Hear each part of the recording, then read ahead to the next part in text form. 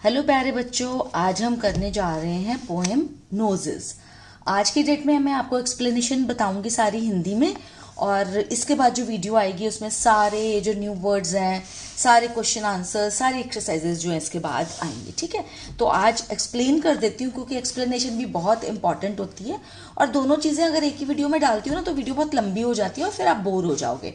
तो बेटर है एक दिन आप एक्सप्लेनेशन सीख लो, मतलब सीख लो कि क्या है पोएम, समझ लो इसको, और फिर अगली वीडियो में हम करेंगे इसके क्वेश्चन आंसर्स और सारी एक्सरसाइजेस। तो चलिए स्टार्ट करते हैं। पोएम नोजेस, ठीक है। तो नोजेस पोएम में हम देखते हैं कि क्या क्या है। I looked in the mirror. I hope आपको पता है नोजेस का क्या मतलब होता है। नोज का क्या मतलब होता है? नाक, ठीक है, नाक। ये तो नोजेस, तो नोज का प्लूरल है ये नोजेस, ठीक है। I looked in the mirror and looked at my nose. मैंने, लुक्ड का मतलब होता है देखा, मैंने मिरर में देखा। मिरर तो आई होप आप सबको पता है, शीशा होता है, दर्पण, जिसमें कि हम देखते हैं, लुकिंग ग्लास बोलते हैं इसको इंग्लिश में। ये देखो, जैसे ये जो गर्ल है ना, ये मिरर में देख रही है, ठीक है। तो आई लुक्ड इन द मिरर, मैंने शीशे में देखा, and looked at my nose, और फिर मैंने क्या देखा? अपने नोज को देखा, ठीक है। It's the funniest thing. ये क्या? ये क्या है? इट इज की शॉर्ट फॉर्म है। मैंने बहुत सारी अपनी वीडियोस में बताया हुआ है आपको ये, आई होप आपको इतना पता होगा कि ये है इट इज की शॉर्ट फॉर्म, इसको बोलते हैं इट्स, ठीक है। It's the funniest thing. Funniest का क्या मतलब होता है? अजीब। तो फनीएस्ट बहुत ही अजीब को विचित्र भी बोलते हैं, तो बहुत ही विचित्र या फिर सबसे विचित्र, सबसे अजीब, ठीक है। और ये क्या है? एक बहुत ही ज्यादा अजीब चीज है, सबसे ज्यादा अजीब चीज है। The way it grows stuck right out where all of it shows with two little holes where the breathing goes. क्या मतलब है इसका? कि ये फनीएस्ट थिंग है, सबसे ज्यादा अजीब चीज है। द वे इट ग्रोज, जिस तरह से ये ग्रो करती है, ग्रो मतलब बढ़ती है, ठीक है, ग्रो करना, बढ़ना।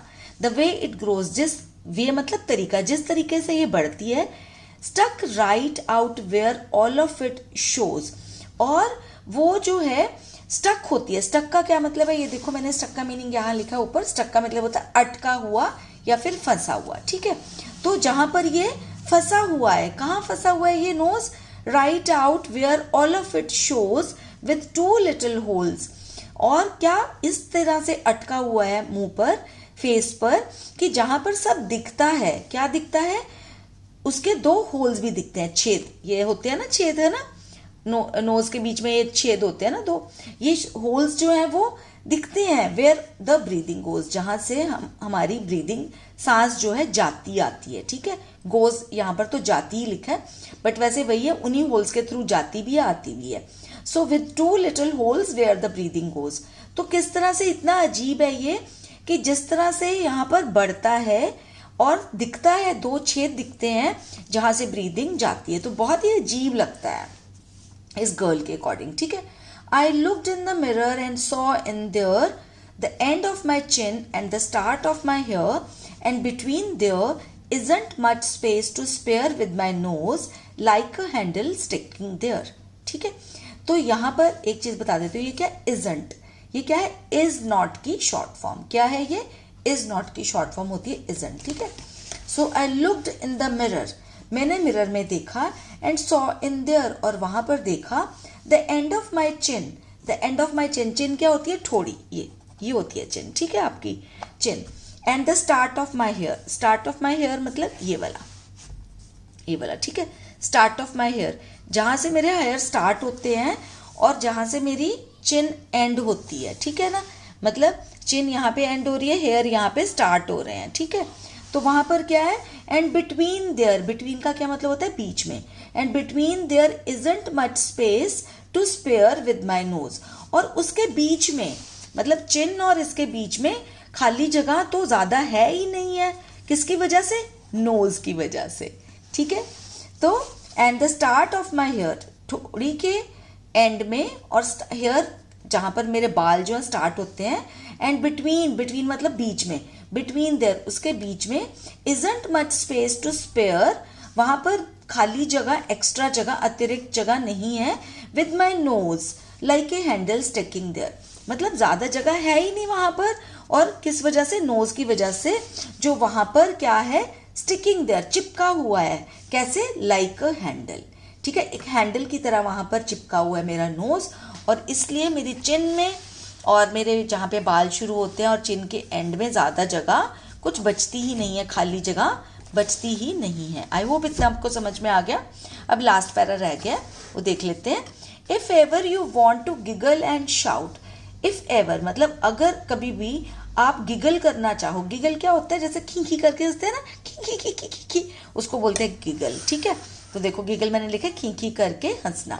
तो अगर आप गिगल करना चाहते हो कभी, और शाउट चिल्लाना चाहते हो, and can't think of what to do it about, और आपको समझ में सोच नहीं पाते हो, मतलब can't think of what to do it about, तो अगर आपको नहीं समझ में आता कि क्या करूं मैं इसके बारे में, just look in the mirror, बस मिरर में देखो, शीशे में देखो, दर्पण में देखो, लुकिंग ग्लास में देखो, एंड देन नो डाउट, और फिर आपको कोई भी शक नहीं रह जाएगा, you will see how funny your nose sticks out, आप देखोगे और आपको सच में कोई शक नहीं रह जाएगा, जो मैं कह रही हूँ वो बिल्कुल ठीक है, ये कहने का मतलब है इस गर्ल का, है ना। दैट यू विल सी, और आप देखोगे, how funny your nose sticks out, कि तुम्हारा जो नोज है कितने अजीब तरीके से, कितने विचित्र तरीके से वहां पर अटका हुआ है। आई होप आपको पोएम अच्छे से समझ में आ गई। फिर भी अगर डाउट होगा तो मुझे ज़रूर बता देना कमेंट सेक्शन में। वैसे तो ये वीडियो ओनली फॉर किड्स में जाएगी, बट मेरे चैनल पर बहुत से ऐसी वीडियोस हैं जो मेड फॉर किड्स नहीं है, तो वहाँ पर जाकर आप कोई भी डाउट है अगर इस पोएम के बारे में आप पूछ सकते हैं।